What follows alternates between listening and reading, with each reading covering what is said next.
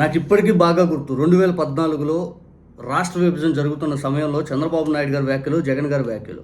చంద్రబాబు నాయుడు గారేమో సిడబ్ల్యూసీలో నిర్ణయం ప్రకటించాక ఏదైతే వాళ్ళ రాష్ట్ర విభజన చేయాలి అని చెప్పి కాంగ్రెస్ వాళ్ళు, చంద్రబాబు నాయుడు గారు హడావుడిగా వచ్చి ప్రెస్ మీట్ పెట్టేసి సోనియా గాంధీ గారి పైన విరుచుకుపడుతున్న సందర్భంలో 3 నుంచి 5 లక్షల కోట్లు అవుతుంది ఒక రాజధాని కట్టాలంటే.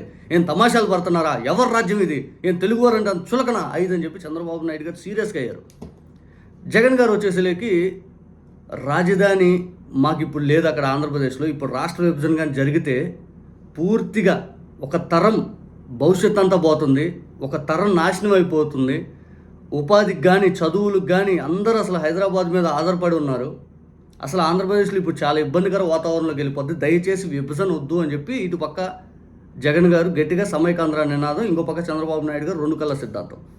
ఇక రాష్ట్ర విభజన తర్వాత 10 ఏళ్ళు హైదరాబాద్ ఉమ్మడి రాజధాని పెట్టేసి ఇక్కడ రాజధాని నిర్మించుకోండి అన్నప్పుడు చంద్రబాబు నాయుడు గారు ఓటుకు నోటు కేసులో దొరకడంతో నైట్కి నైట్ ఆ కేసు నుంచి బయటపడటానికి ఆంధ్రప్రదేశ్కి వచ్చేసారు.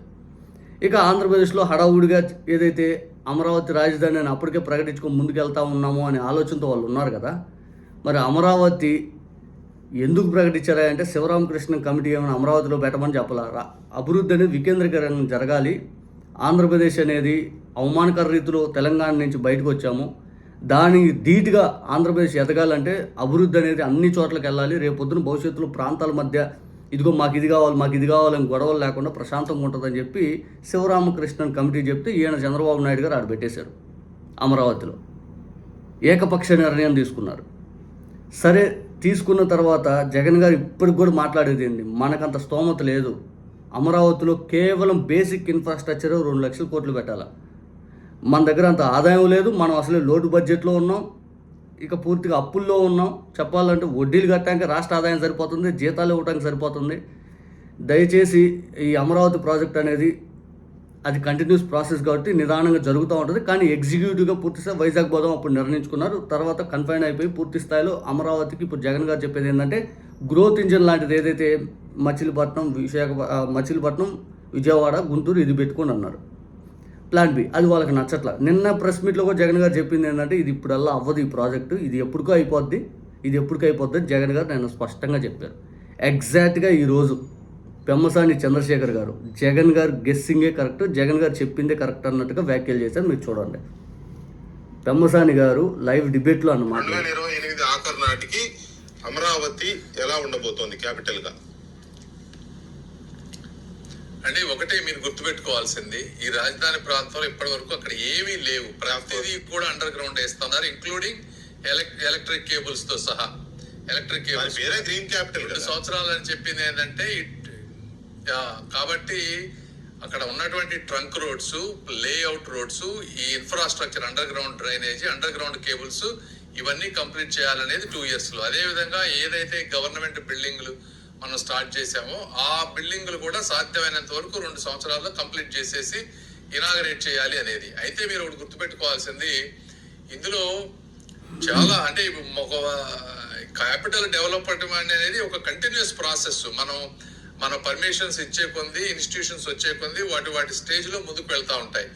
అంత కంప్లీట్ క్యాపిటల్ ఒక హైదరాబాద్ లాంటి సిటీని 2 ఏళ్లలో చూడాలి అని అనుకోవటం కూడా నా ఒపీనియన్ లో ఒక అత్యాశ అవుతుంది. అది ప్రజలు కూడా అర్థం చేసుకోవాలి. ఇవన్నీ 1 by 1 హైదరాబాద్ లాంటి క్యాపిటల్ ని చూడాలి, అక్కడ ఎమర్జెన్సీగా 28 ఆఖరికల్లా అని ఎవరు అక్కడ వాళ్ళు అనుకోవట్లే, మీరు అనుకోవట్లేదు, మాలాంటి వాళ్ళు కూడా అనుకోవట్లేదండి. కాకపోతే ఏంటంటే హైదరాబాద్ లాగా అవ్వాలంటే ఒక 50 ఏళ్ళు పడుతుంది, నో డౌట్. అందులో హైదరాబాద్ లాగా అవ్వాలంటే ఒక 50 ఏళ్ళు పడుతుంది, నో డౌట్. అందులో హైదరాబాద్లో అవ్వాలంటే ఒక 50 ఏళ్ళు పడుతుంది, నో డౌట్. అందులో చంద్రశేఖర్ గారేమో 28, 29 కల్లా కేవలం గవర్నమెంట్ ఇన్స్టిట్యూషన్స్ వస్తాయి, capital and continuous process, Hyderabad అంతా ఇప్పుడు అలా అవ్వదని ఆయన.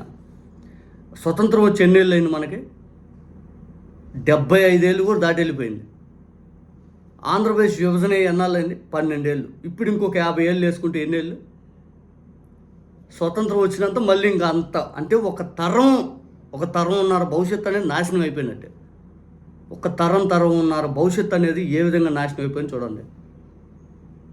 విజయవాడలో 20 లక్షల పైగా జనాలు ఉన్నారు, వైజాగ్లో 30 లక్షల దాకా ఉంటారు.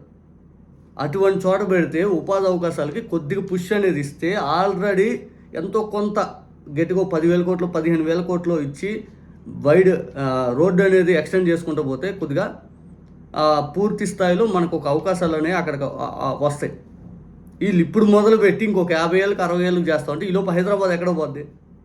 హైదరాబాద్ ఇప్పుడున్న సిచ్యువేషన్ 3 రెట్లు పోద్ది. డెవలపింగ్ అది ఇంకా ఎక్కువ ఉంది కాబట్టి అవకాశం అక్కడ. మనం ఇప్పుడు మొదలు పెడితే 50 ఏళ్ళకి కనీసం విజయవాడ అంతా కూడా కాదు, హైదరాబాద్ ఢిల్లీ దాటి వెళ్ళిపోద్ది. అప్పుడున్నటువంటి మార్కెట్ వాల్యూ డబ్బులు ఎంత, ఇప్పుడున్నటువంటి మార్కెట్ వాల్యూ డబ్బులు ఎంత? 50 ఏళ్ళ తర్వాత ఇప్పుడు ఎంత మనీ, అప్పుడు ఎంత ఉంటుంది? ఇప్పుడు 2 లక్షల కోట్లు అనుకుంటే 50 ఏళ్ళ తర్వాత 5 లక్షలు అవుతుంది. 10 లక్షలు అయినా కూడా ఆశ్చర్యం లేదు 50 ఏళ్ళకి. ఇంకా మనం ఎప్పుడు డెవలప్ అవ్వాలి? మన జీవితాలు ఏంటి? ఉపాధి అవకాశం కోసం ఇప్పటికి కూడా హైదరాబాదు, బెంగళూరు, చెన్నై తరలిపోతున్న పిల్లల పరిస్థితి ఏంటి? యువతని నిర్లక్ష్యం చేస్తూ, యువతని ఇబ్బంది పెడుతూ, మీ కళల కోసం ఏదైతే కళల్లో బతికించి ఒక రాజధాని అని చెప్పి పేరు చెప్పి పూర్తి స్థాయిలో యువతను నాశనం చేస్తున్నారు. నిజంగా యువత కళ్ళు తెరవాలి. మన భవిష్యత్తు పోతుంది, మన భవిష్యత్తు ఒక తరం పోతుంది. యువతకే మరి ముఖ్యంగా ఏదైతే ఉన్న మెగా సిటీస్లో ఏదైనా పెట్టండి, ఉన్న సిటీస్లో పెట్టండి, అది మెగా సిటీ అయి కూర్చుండేది. లేనిదో సృష్టిస్తామంటే ఒక తరం పోద్ది. దయచేసి నిజంగా బాధ కలుగుతుంది ఒక్కోసారి ఇట్లాంటి మాటలు మాట్లాడాలంటే. ఎందుకో మరి రాష్ట్ర ప్రజలకు ఇంకా అర్థం కావట్లేదు. ఒక తరం పోవాలని నిర్ణయించుకున్నట్టున్నారు వాళ్ళు.